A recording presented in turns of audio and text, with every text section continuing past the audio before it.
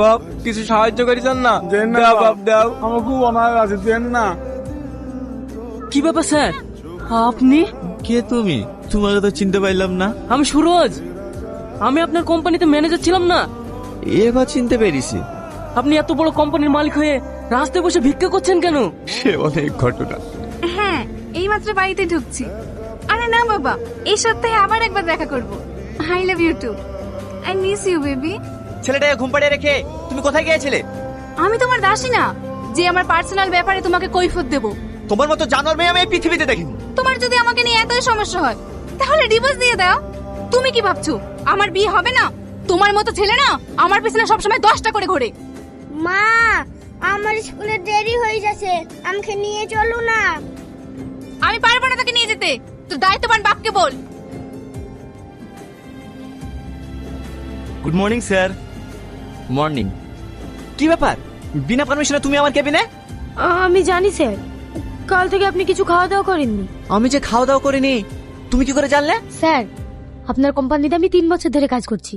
আপনি কবে খাওয়া দাওয়া করেন আর কবে করেন না সবই আমি আপনার মুখ দেখে বুঝতে পারি।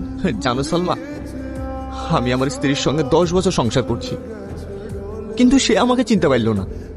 আর তুমি একটা কাজের মেয়ে হয়ে তুমি আমাকে কতটা চিনেছো। মন খারাপ করবেন না স্যার, যাকে যে যত বেশি সম্মান করে তার প্রতি তার খেয়াল থাকে। বলছিলাম স্যার, আপনি যদি কিছু মনে না করেন তাহলে আজকে দুপুরের খাবারটা আমার বাড়িতে খেলে খুব খুশি হতাম। তোমার বাড়িতে? দয়া করে না করবেন না স্যার, আপনার মতো মানুষ যদি আমার বাড়িতে খেতে যায় নিজেকে খুব ধন্য মনে করবো। ঠিক আছে, যাবো। স্যার আপনি চলে এসেছেন, হাসেন হাসেন বসেন, আমি আপনার জন্য শরবত নিয়ে আসি।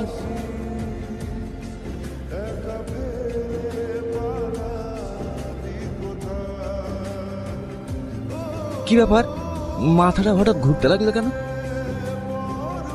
স্যার, আজ আমার 5 লাখ টাকা লাগবে, দেন। 5 লাখ টাকা তোমাকে দিতে যাবো কেন? আমার প্রয়োজন, তাই আপনি দিতে বাধ্য। তোমার সাহস তো কম নয়। বাংলায় একটা প্রবাদ আছে জানেন তো, সোজা আঙুলে ঘি না উঠলে আঙুলটা একটু বাঁকাতে হয়। হে দেখেন স্যার, বেশি বাড়াবাড়ি করলে না এই ছবি সোশ্যাল মিডিয়া আপলোড করে দিন। এই ছবি, এই ছবি তুমি কোথায় পেলে? আমার সবকিছু শেষ করে এখন নাটক করতে বসেছেন না? সালমা, সালমা, সালমা প্লিজ আমাকে এভাবে ফাঁসাই না। তোর 5 লাখ টাকা পর্যন্ত আমি তোকে 5 লাখ টাকা দেবো, কিন্তু দয়া করে তুমি ছবিগুলো ডিলিট করে দাও। আমার একটা মানুষ মন আছে। আব্বা, হ্যাঁ তখন আমার মালিকের বুদ্ধি হয়েছে লাগছে। টাকাগুলো আমার 5 মিনিটের মধ্যে চাই, তাও আবার ক্যাশ। ছবিগুলো? আরে আপনি অত ব্যস্ত হচ্ছেন কেন? আমি ঠিক সময় মতো